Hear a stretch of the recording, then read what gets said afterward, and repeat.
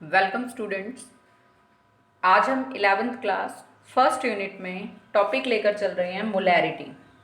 Last video को ही continue करते हुए, क्योंकि लास्ट वीडियो में मैंने आपको करवाया था कंसंट्रेशन ऑफ सॉल्यूशन को एक्सप्रेस करने के हमारे पास कई सारे तरीके हैं, जिनमें से हम कर चुके हैं mass percentage, volume percentage, ppm means parts पर मिलियन, और आज नेक्स्ट है हमारे पास मोलैरिटी।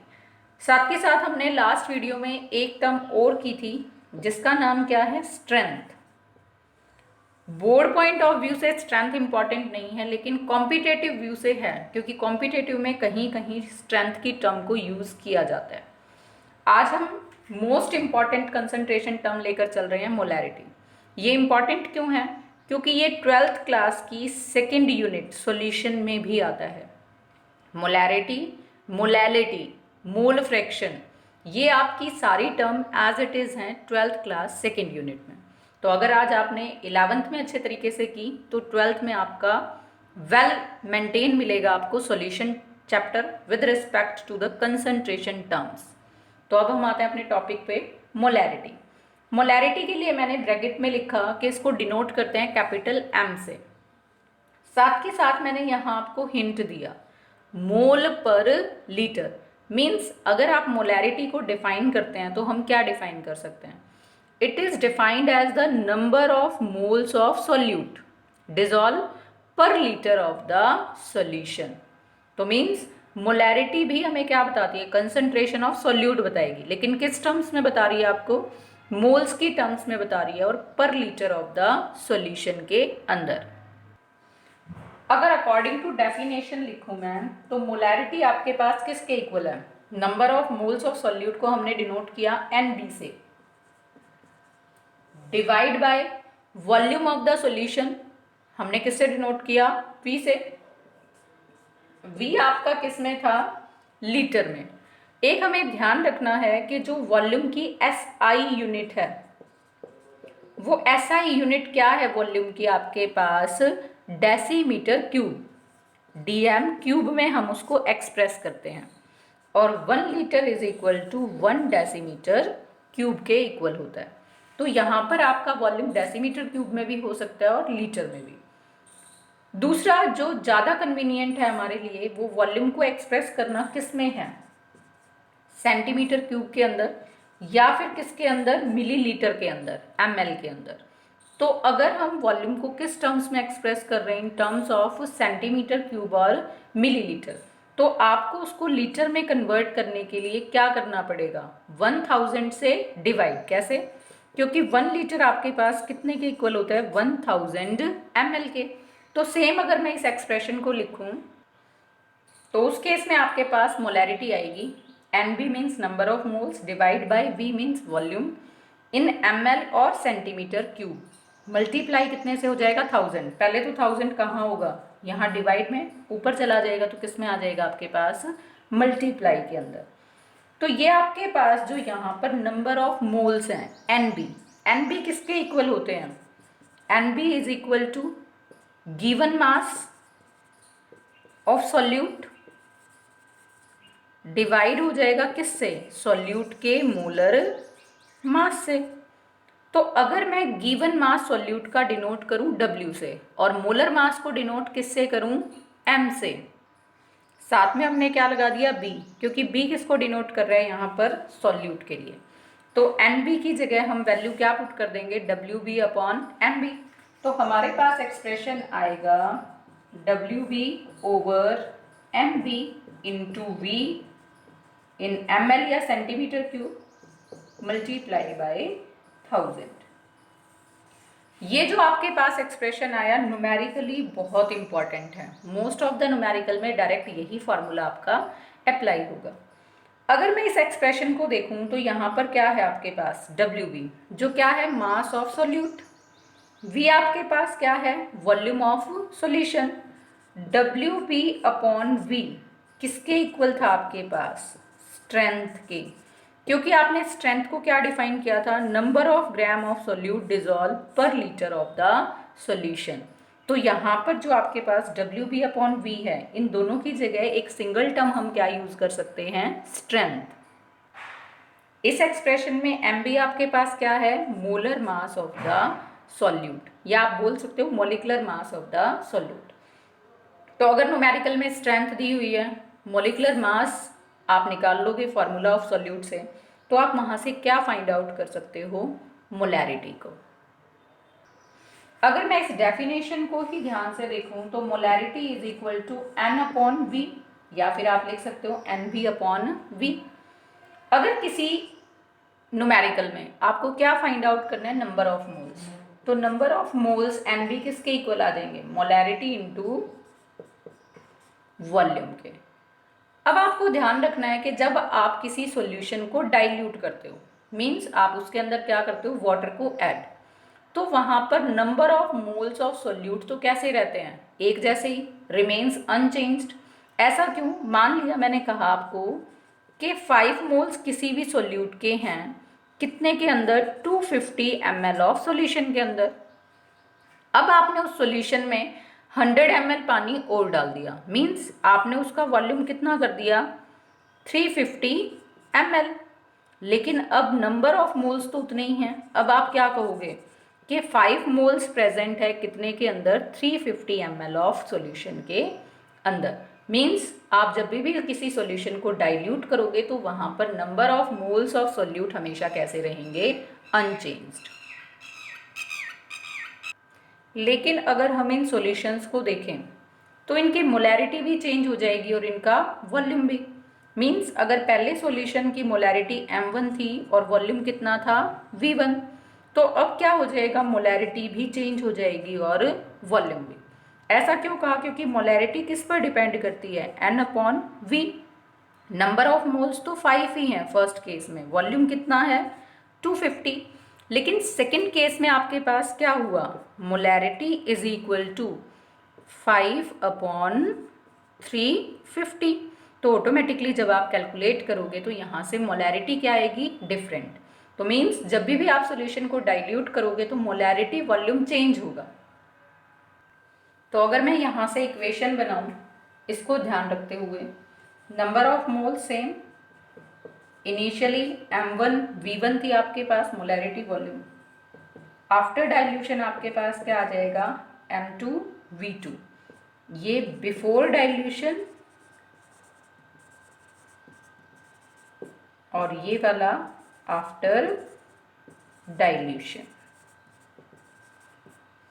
अगर मैं इसको इक्वेशन 1 कंसीडर करूं और इसको इक्वेशन 2 और दोनों को कंपेयर करूं तो मेरे पास यहां से क्या आ जाएगा, m1 v1 is equal to m2 v2 and this is known as the molarity equation।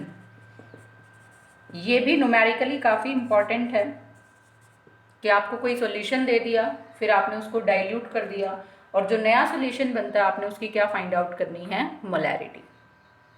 अब हम बात करते हैं, अगर आपने क्या लिए, 2 सॉल्यूशन लिए और आपने उनको क्या करवाया, mutually react with each other, तो आपके पास क्या होगा, number of mole first solution में n1 होंगे, जो सेकंड सॉल्यूशन होगा उसके क्या होंगे, n2। मीन्स 2 अलग अलग सॉल्यूशंस हैं, उनको आप रिएक्ट करवाओगे तो उनके नंबर ऑफ मोल्स भी रिस्पेक्टिवली एक दूसरे के साथ क्या होंगे, डिफरेंट।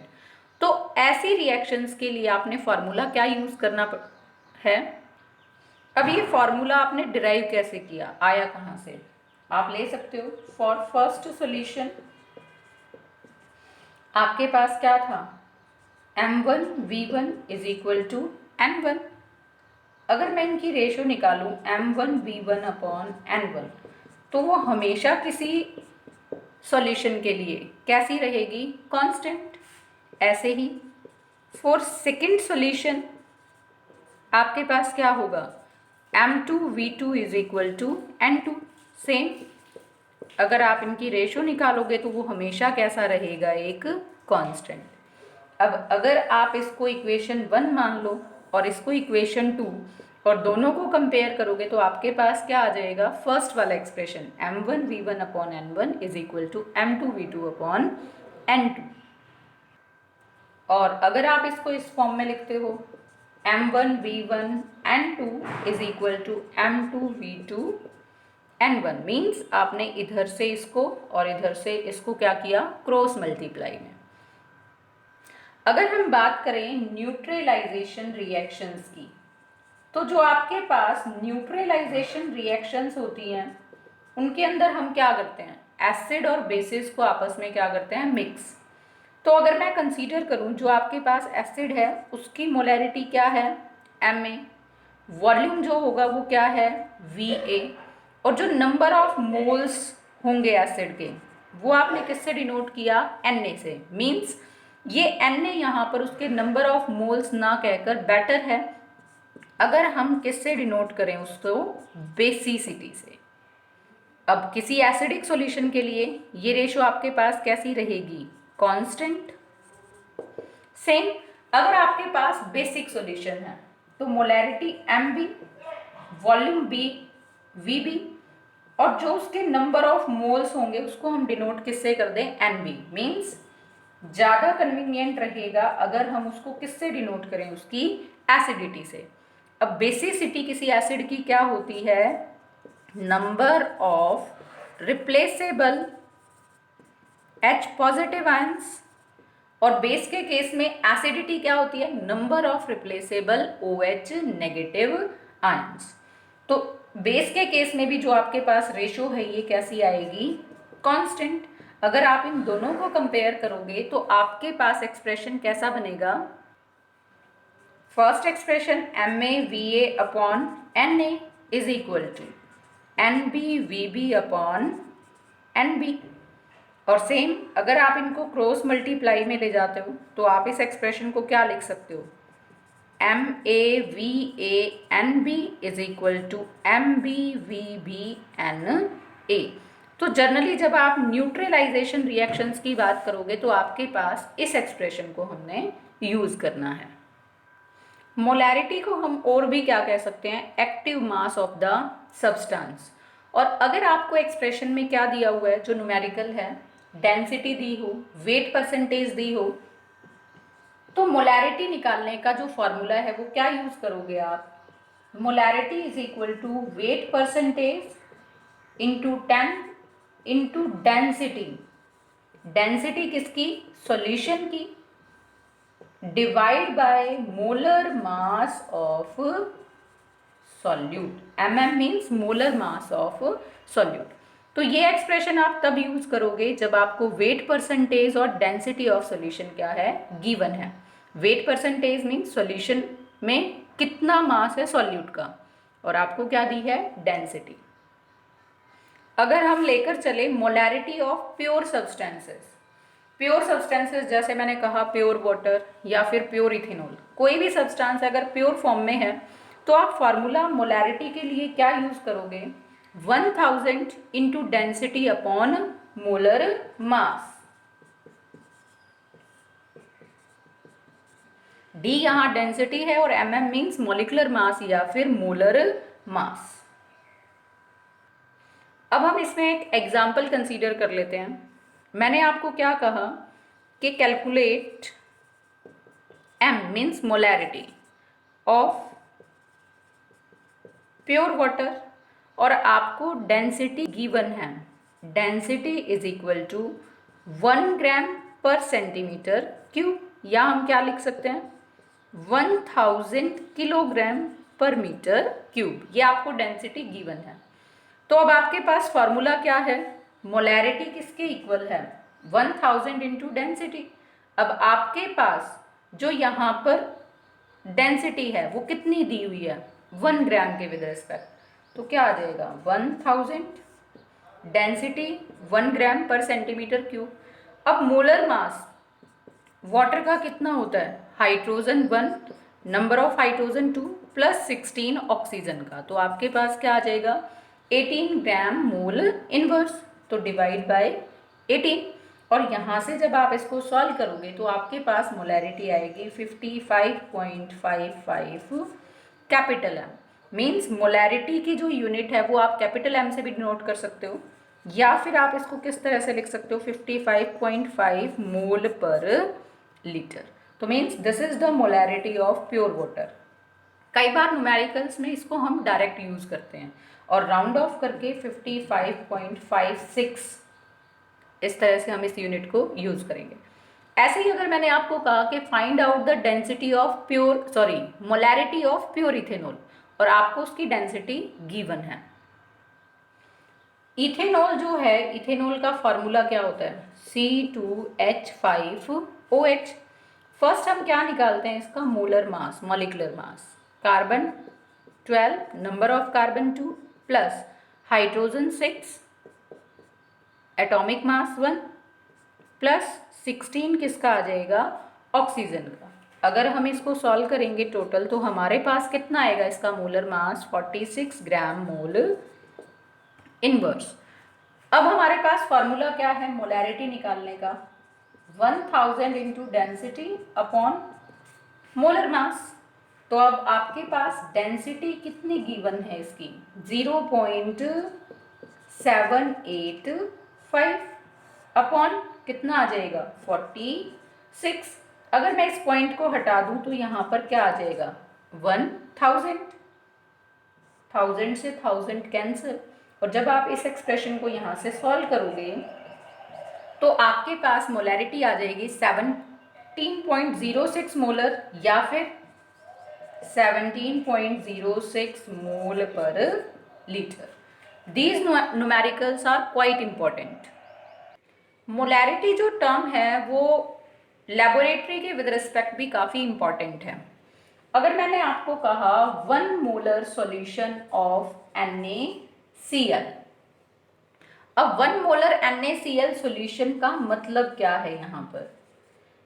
इसका मतलब है कि 1 मोल ऑफ NaCl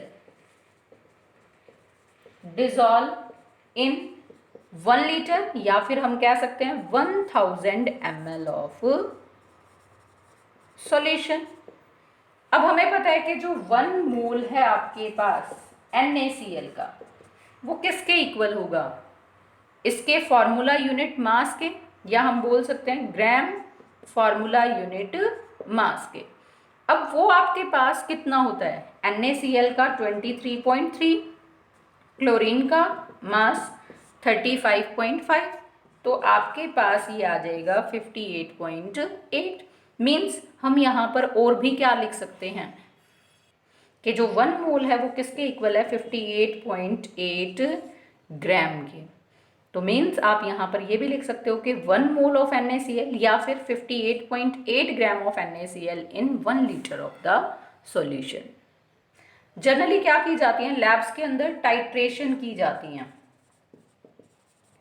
टाइट्रेशंस जैसे मैंने ले ली एसिड बेस टाइट्रेशन, तो मैंने बेस लिया NaOH, एसिड लिया वहाँ पर HCl।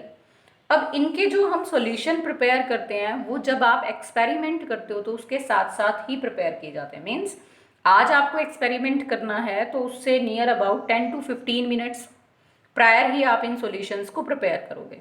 हम फर्स्ट डे या 2 डेज प्रायर उनको प्रिपेयर करके नहीं रखेंगे। ऐसा क्यों? क्योंकि जो मोलैरिटी है वो चेंज हो जाती है। अब चेंज क्यों हो जाती है? क्योंकि मोलैरिटी में तो क्या है आपके पास? N/V।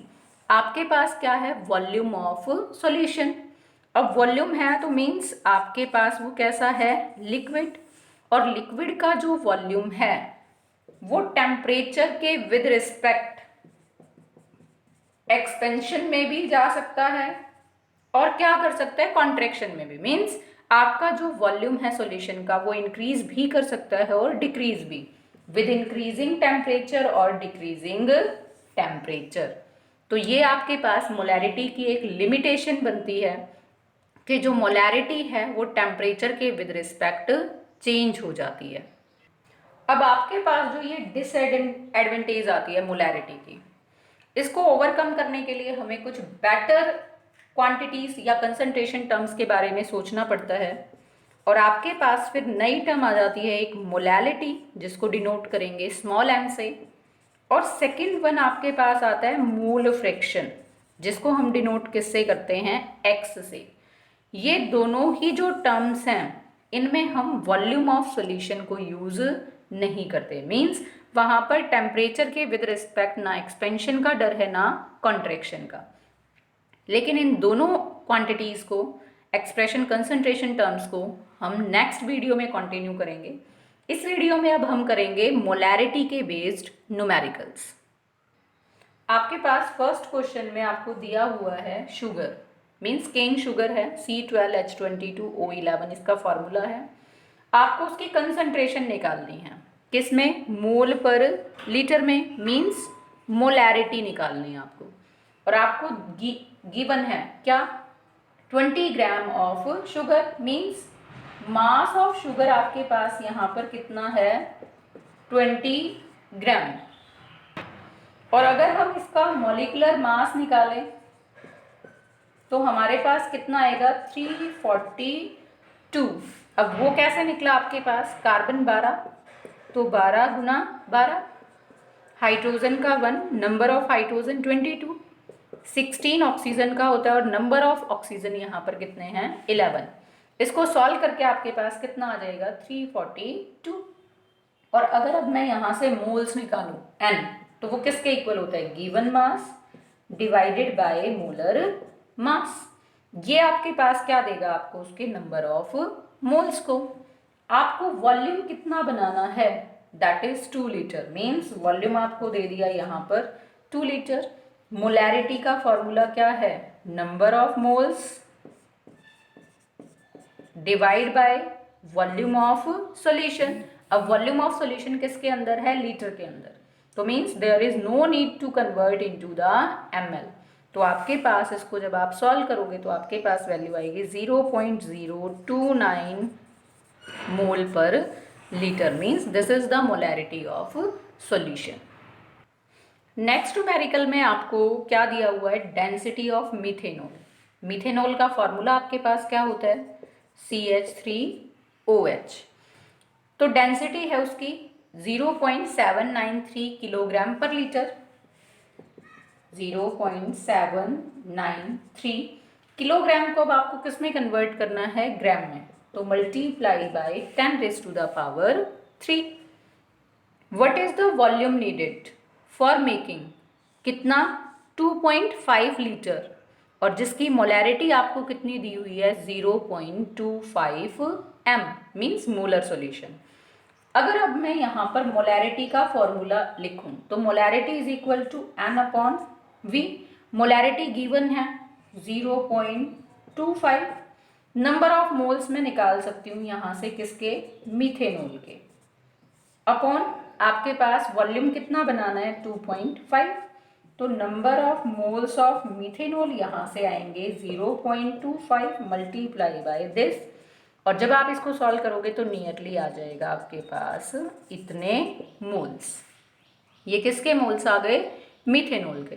अब आपको यहाँ पर जो मास है किसका, मीथेनॉल का, वो फाइंड आउट करना है।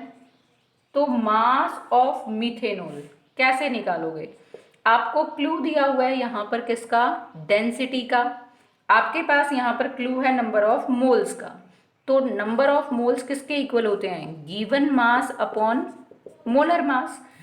अब आपके पास जो मास आएगा वो किसके इक्वल आ जाएगा, n into molar mass of methanol. अगर मैं इस फॉर्मूला को यूज करूं, नंबर ऑफ मोल्स तो कितने हैं आपके पास, 0.625, और मोलर मास कितना, 12 आपके पास किसका, कार्बन का, 4 आपके पास हाइड्रोजन और 16, तो टोटल आपके पास कितना हो जाएगा, 32। इसको जब आप सॉल्व करोगे तो यहाँ से मास आ जाएगा आपके पास nearly 20 gram, and this is the mass of methanol. अब हम अपनी स्टेटमेंट बनाएंगे कि जब आपके पास इनिशियल सॉल्यूशन था तो उसकी डेंसिटी उसने दी 0.793 किलोग्राम पर लीटर। अब डेंसिटी किसके इक्वल होती है, मास अपॉन वॉल्यूम के। डेंसिटी 0.793 मास, और वॉल्यूम आपको कितना दिया हुआ है, 1000 ml या फिर 1 लीटर। तो यहाँ से आप क्या निकाल सकते हो, मास ऑफ सॉल्यूशन। अब हम यहाँ से स्टेटमेंट बनाएंगे कि 0.793 into 10⁻³ gram of methanol present था कितने के अंदर, 1000 ml ऑफ सॉल्यूशन के अंदर, और आपको फाइंड आउट किसका करना है, 20 ग्राम का, क्योंकि आपके पास इस सॉल्यूशन में क्वांटिटी कितनी है, 20 gram of methanol present in. तो आपके पास कितना आ जाएगा, 1000 divide by 0.793 into 10⁻³ multiply by 20। इसको जब आप सॉल्व करोगे तो आपके पास नियरली आएगा 25.2 ml, and this is the volume needed for making 2.5 liter of solution with molarity 0.25। इस तरह के न्यूमेरिकल जो कॉम्पिटिटिव और जो बोर्ड एग्जाम्स हैं उनके लिए काफ़ी इंपॉर्टेंट है 2 और 3 मार्क्स में। जैसे फर्स्ट क्वेश्चन था वो 2 मार्क्स के अकॉर्डिंग आ सकता है, और ये क्वेश्चन 3 मार्क्स में इंपॉर्टेंट है। नेक्स्ट न्यूमेरिकल है, बिल्कुल ईजीएस्ट है। NaOH कितना लिया आपने, 0.38 ग्राम, उसको डिज़ोल्व किया वाटर के अंदर और आपने सॉल्यूशन कितना बना दिया, 50 ml, और आपको फाइंड आउट करनी है क्या, मोलैरिटी। अब आपको यहाँ पर गिवन है, मीन्स मास ऑफ NaOH कितना है आपके पास, 0.38 ग्राम,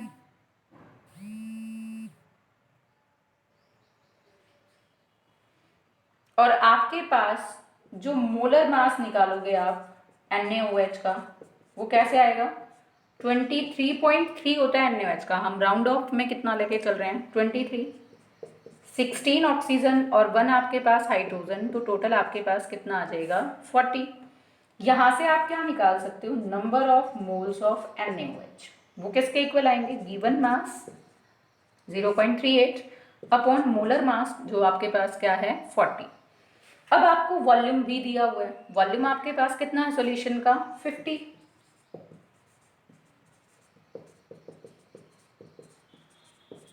now put the formula, molarity is equal to number of moles divide by volume of solution किस में है, ml में, तो आप इसको लीटर में रखने के लिए यहाँ पर क्या लगा दोगे, 1000। सॉल्व करोगे तो नियरली आएगा आंसर 0.19 कैपिटल M, मीन्स इतनी मोलैरिटी का आपके पास ये सॉल्यूशन आएगा। नेक्स्ट न्यूमेरिकल में आपको दिया नंबर ऑफ ऑक्सैलिक एसिड के मॉलिक्यूल आपको निकालने हैं, कितने के अंदर, 100 ml सॉल्यूशन के अंदर, जिसकी आपको मोलैरिटी दी हुई है 0.01। अब आपको पता है molarity is equal to N into V, number of moles into volume, और वॉल्यूम अगर आपका ml में है तो डिवाइड आ जाएगा 1000, वॉल्यूम किस में है, आपको ml में दिया हुआ है, तो हमने डिवाइड में क्या लिख लिया, 1000। तो यहाँ से अगर मैं अब यहाँ से निकाल के चलूँ नंबर ऑफ मोल्स को, तो नंबर ऑफ मोल्स मेरे पास कैसे आएंगे, N is equal to M into V upon 1000। अब मोलैरिटी आपको दी हुई है वो कितनी है, 0.01 इंटू वॉल्यूम आपको दिया हुआ है कितना, 100 डिवाइड बाय 1000। यहाँ से आपके पास आ जाएंगे moles of oxalic acid 0.001 moles. अब आपको पता है कि जो 1 मोल ऑफ ऑक्सैलिक एसिड है वो किसके इक्वल आएगा, एवोगैड्रो क्वांटिटी के इक्वल होता है, क्योंकि 1 मोल एक फिक्स्ड क्वांटिटी है जो किसके इक्वल है, एवोगैड्रो नंबर के। It means 1 mole oxalic acid के अंदर इतने मॉलिक्यूल्स प्रेजेंट होंगे। अब आपको तो कितने मोल्स में निकालने हैं, 0.001 मोल्स ऑफ ऑक्सैलिक एसिड में कितने मॉलिक्यूल्स होंगे, 6.022 इंटू 10⁻23 मल्टीप्लाई बाय दिस मोल, और आपके पास यहाँ से आ जाएगा, पॉइंट के बाद 3 डिजिट हैं तो यहाँ से 3 कैंसिल होकर आंसर आएगा 10⁻20, मीन्स इतने मॉलिक्यूल्स की आपको रिक्वायरमेंट है अकॉर्डिंग टू दिस स्टेटमेंट।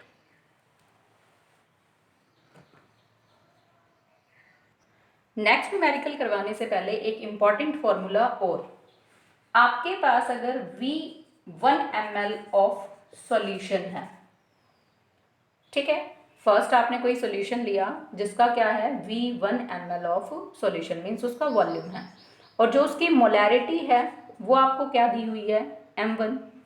उसको आपने मिक्स किया किसी दूसरे सॉल्यूशन के साथ जिसका वॉल्यूम है v2 ml of another solution, और उसकी मोलैरिटी सेकेंड सॉल्यूशन की क्या है आपके पास, m2। अगर आप अब इन दोनों को मिक्स करोगे तो आपके पास एक तीसरा ही सॉल्यूशन बनेगा जिसकी मोलैरिटी क्या आएगी, m3।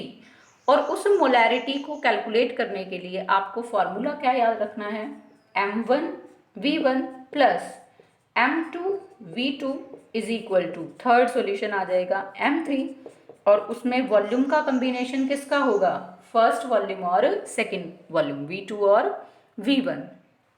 अब जो नेक्स्ट न्यूमेरिकल हैं वो हम बेस्ड करेंगे मोलैरिटी इक्वेशन के based m1v1 is equal to m2v2 पर।